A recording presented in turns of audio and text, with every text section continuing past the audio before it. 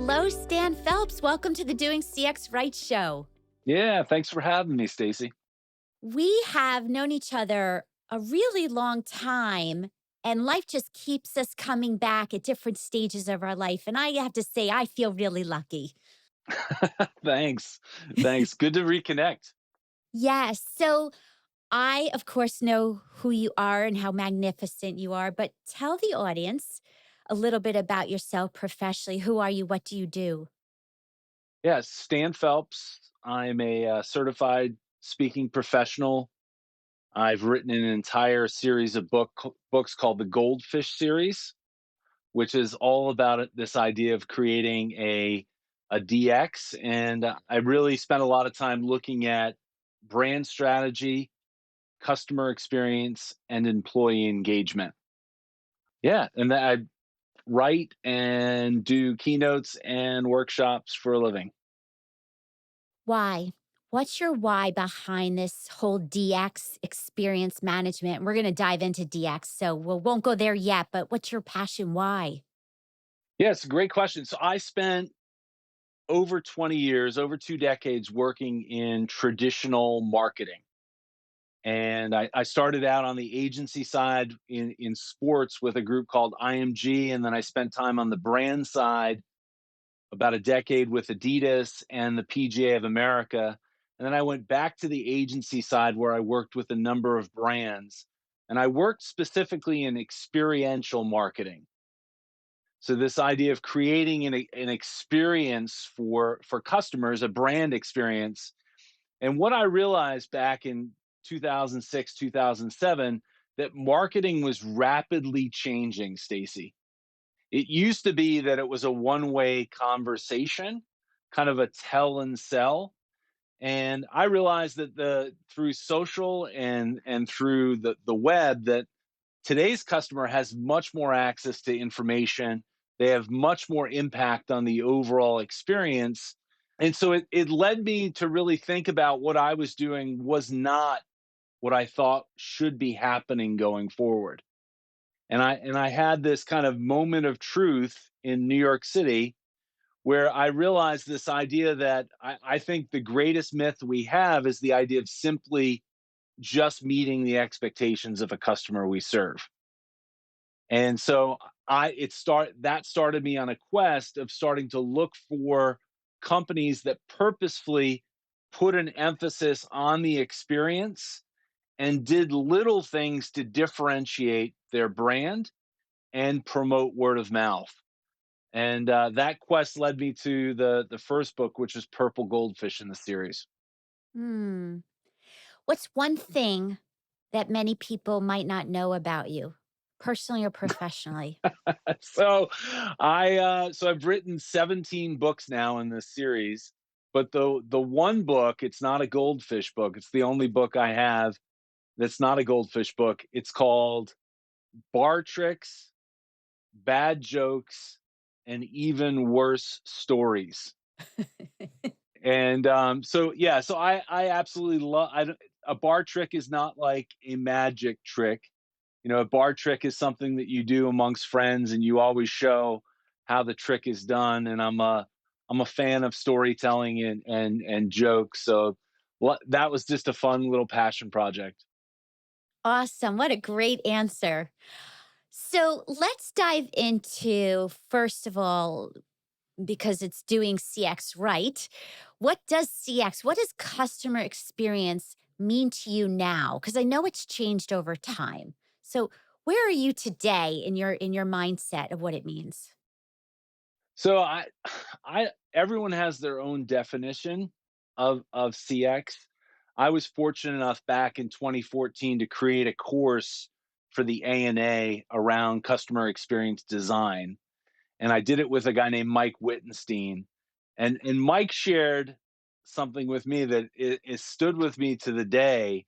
He looks at it kind of as an equation that customer experience is everything that your brand does for the customers that you serve. So all the value that you bring, but the equation is this, it's minus all of the things that you put your customers through, all of the business processes and what it's like for them to deal with you. So you got all the pluses, which is the value, you got the minus of what it's, the things that you put them through. And the equation at the bottom is essentially how the experience makes them feel, right? It's the feeling that they get, and more importantly, it's what they share with other people. Mm, love that. What is DX? Not a lot of people use that term. So please share what is DX and why is it important? So the DX is simply stands for differentiated experience. So I think about everything that we do. A lot of times we focus on CX, not realizing that employees are a huge part of that. A lot of times we focus on CX and not realize the overall impact it has on the brand. So during COVID and the pandemic, I actually created in what I call my DX manifesto. I'll share it with you, Stacy. It's, your brand today is no longer just what you tell people it is. It's the differentiated experience your employees deliver. It's what you stand for and how your customers feel about you. And most importantly, your brand is what customers tell others about their experience. And I end the manifesto with all else is derivative of this and only this. Yes. So now, speaking of that, and so many companies, I don't care what size they are, they want to differentiate. They want to differentiate their products, they want to differentiate their brand. And we know that price is not the way to do it. Right. So here, to your point, research shows that 70% of people will pay more for a better experience. And so to me, if you try to stick with the other 30%, it's simply a race to the bottom, right? Because whoever can be lowest is the one that's going to win. I think what smart brands have realized is that they want to compete with the 70% who will pay more for a better experience. So to me, it's about two things. One, it's about ways that you can add value to elevate that experience in a unique way. And second, it's about what I call maintenance, which is what is it like to have to deal with me? So some of the things that you can do can be, how do you manage and become more convenient to do business with? How do you manage waiting as part of it? How do you do any type of added service that again removes friction and makes it easier? And so what I think brands need to do is realize, look, it's important for us to stand out. We know that our best marketing vehicle are the customers we actually have. And I know you had Jay Bear on recently. Jay Bear will tell you that over 90% of companies will say word of mouth is the number one thing that drives their business. Yet when he asks those companies, how many of you actually have a word of mouth marketing strategy? 1% do. So to me, thinking about and understanding that the experience that you provide needs to be differentiated, it needs to be that thing that gets people talking about that brand. Mm. Well, if so much research is out there and people like you and Jay Bear and others are continuing to emphasize the point of take care of your current customers, and why are companies falling short of that, ignoring that, and so focused on going to get new, new, new? Why do you think that is? A couple of things. I think one of the worst things that we do, frankly, in terms of trying to be different and to create these strategies, is we get caught up in benchmarking, right? We look at whoever is the leader within our category, right? And we start to break down the things that make them a leader. And then, whether we want to admit it or not, what do we do next? We start to emulate and do a lot of those same things. And that doesn't lead to being different, that leads to being more of the same.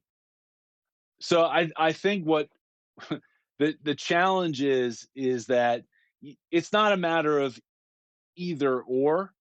You certainly always need to keep people coming into your funnel, but it's almost looking in that funnel, like Joseph Jaffe says, like a bow tie.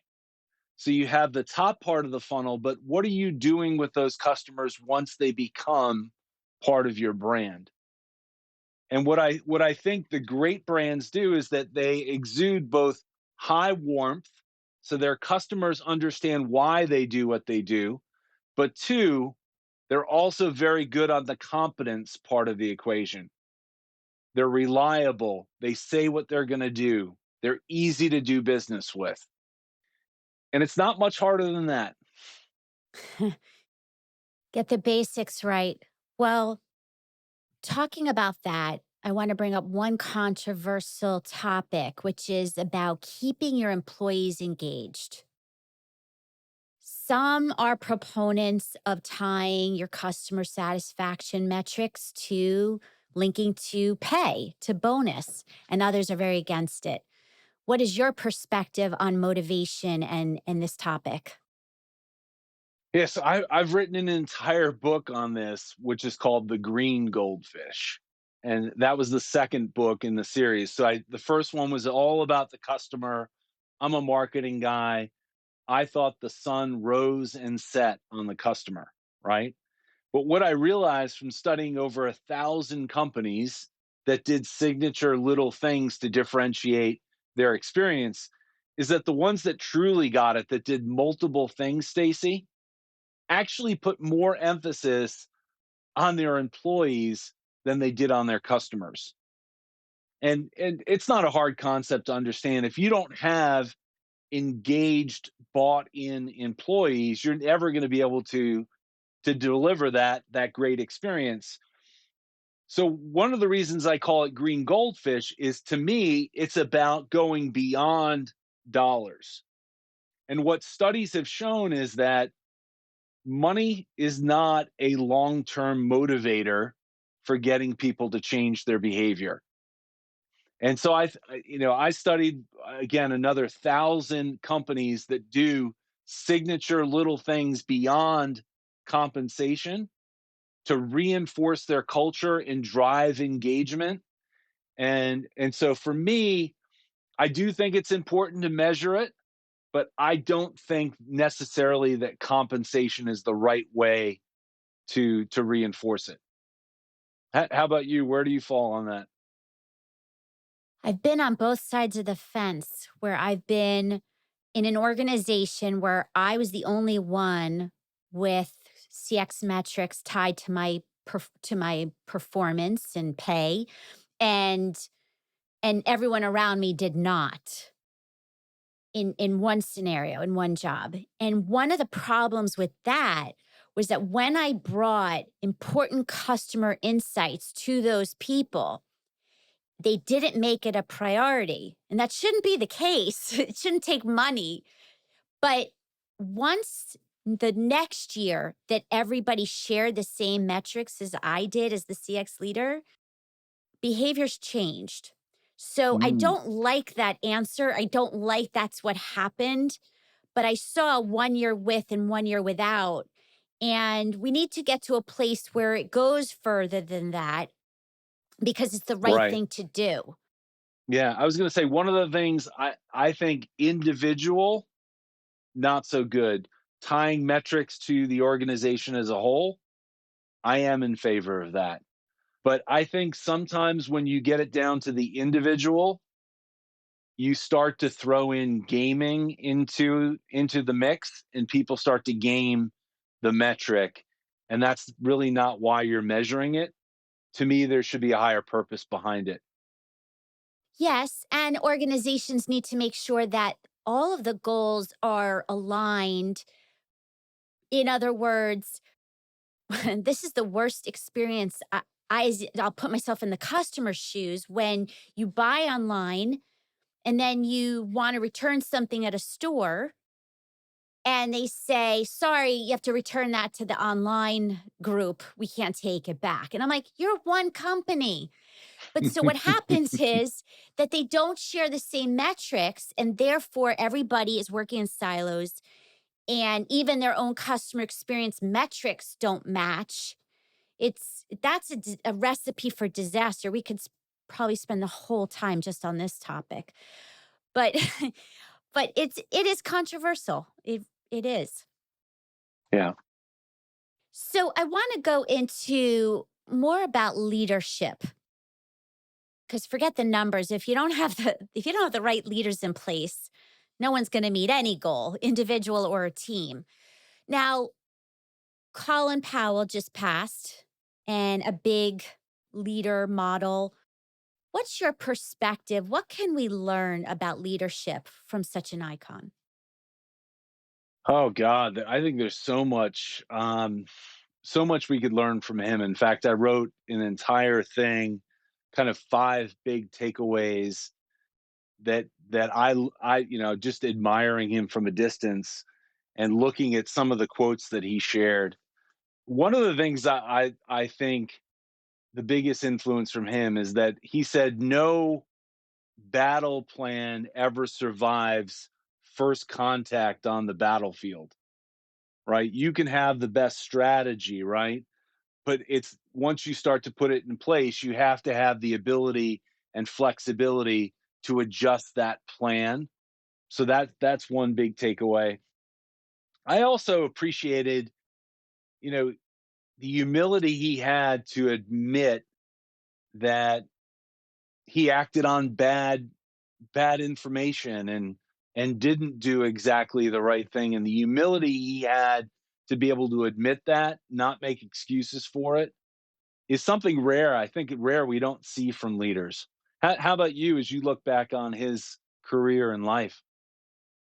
I agree. And I like what you just said about keeping it human and not trying to be above anyone else. And I think that actually customers and employees expect that from us.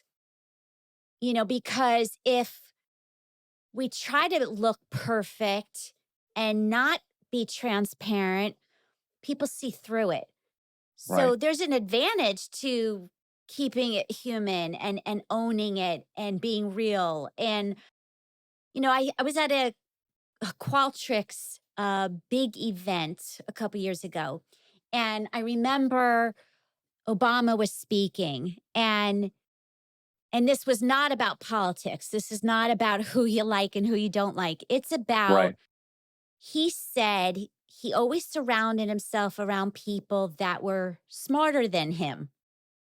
I thought that was fantastic because it takes a strong, confident leader to say that, right, and also to choose to be around people that can constantly teach you and you give value, but keep getting value and learning. You're never done. And so I think there's a lot of leaders out there that can do that and embrace that mindset.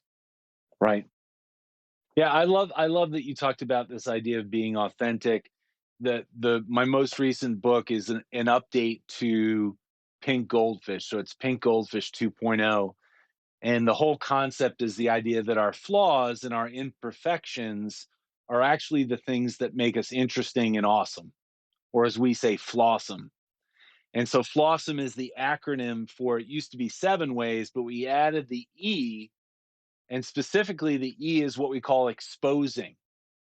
So not being afraid to kind of really open things up and admit your mistakes or to own your negative reviews, right? And I think people appreciate that. When a brand is even acting in a human way, right? And being transparent and being authentic, it really stands out. I think companies need to think about how to apply this now more than ever as we've hit this. I forget the term the world's calling it, the big resignation. Like so many people are leaving companies right now, everywhere. Right.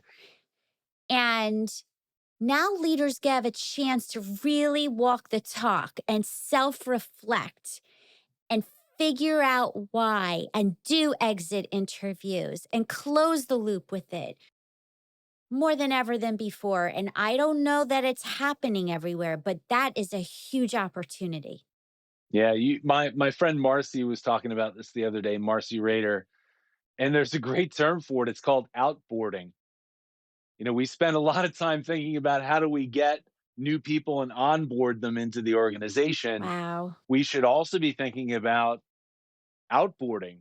So how are we handling them as they're going out and managing that? I think it's both.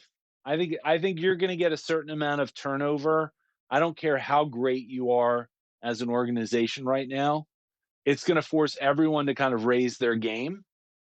And so I think it's a matter of rethinking onboarding in a more hybrid world and also managing that outboarding process to make sure that you're changing and addressing things in real time. But then it also goes back to what we talked about employee engagement because really it needs to be very conscious to keep your A players. Yeah. now, now you're hitting on my third book in the series. So it's called The Golden Goldfish. And that really is about understanding who your top 20% of customers are and your top 20% of employees. Because not I used to think you should treat everyone fairly, and I no longer believe that, Stacy. Everyone brings different value to an organization. All your customers are not created equal. And so you treat everyone, you don't treat them the same, you treat them fairly based upon the value that they provide. So absolutely understanding who your key employees are, being proactive to make sure that they understood how valued they are. It's investing in your leadership and making sure your leaders are engaging. One of the most crazy stats that I've seen is that 70% of people who voluntarily leave an organization, so people that quit, not get fired, 70% of the people who quit an organization do not quit their job.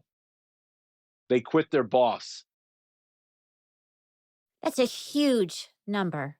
Yeah, and here's the thing. I mean, the studies will show you that people don't really start leadership training with managers within their organization. And I remember seeing the stat. It was like the average age was like 36 before they really start to invest in management training. Well, the average age where they're putting people into those positions is like 28. So there's just a big disconnect between what you're asking people to manage people and the skills that they have to be able to do that correctly. Speechless. I am. um, it's God, we can dive into each of these topics at great length. Well, we only have a few minutes left. So let me ask you these two final questions. Sure. One is if I had all the CEOs and big leaders and entrepreneurs in my room right now, what is the most important takeaways from everything you said today? What do you want them to remember? I'll go to the first part of the manifesto. Your brand today is no longer what you tell people it is. It's what your customers experience, it's how they feel, and most importantly, it's what they tell other people. And until CEOs realize that there's a huge difference between a traditionally acquired customer and one that comes via referral, because that referred customer is up to 4 times as valuable to the organization. Until they put an emphasis on the customers that they already have, for me and my kind of purpose, what drives me, my work will never be done. Hmm, I like that. Now, last question. If you could go back in time to your younger self, what would you tell 20-year-old Stan that you didn't know then that you know now? you you are you are much more capable than you realize, and you should take bigger leaps quicker. Hmm. Is it because fear gets in our way? Do you think that's the shared common human factor? I don't know so much as fear is sometimes you're looking for others to be able to validate who you are. Hmm. And the older we get, I think the better we understand who we are and what we bring to the table. And so, yeah, Yeah, I think as also we get older, we also recognize that to speak up, to have a voice. right. The other thing I would tell CEOs is don't try to fix, you know, your weaknesses, right?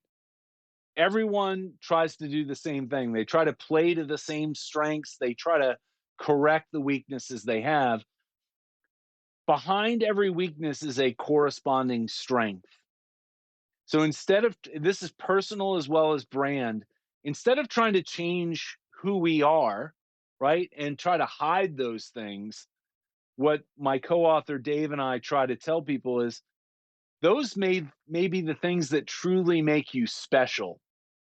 And instead of trying to hide those things, actually shine a light on them and illuminate those imperfections. Because, interesting will beat perfect any day of the week and twice on Sunday. Perfectly said. Even when it's flaw-ish? Flawsome, flawsome. Flawsome. Your flaws make Flawsome. you awesome, Stacy. And now I got it. Well, thank you for being awesome with your flaws and perfections and keeping inspiring people for so many years. Where can they find you? I'll add the links to the show notes, but for those listening, Yeah, so I spend a lot of time on LinkedIn, so find me there. I write each day under a hashtag called the 1299. The 1299. And then my books, all of the Goldfish series books are on Amazon. And then my site is stanphelpsspeaks.com. well, I know people are going to look for you and thank you for being here today. Thanks for having me, Stacy.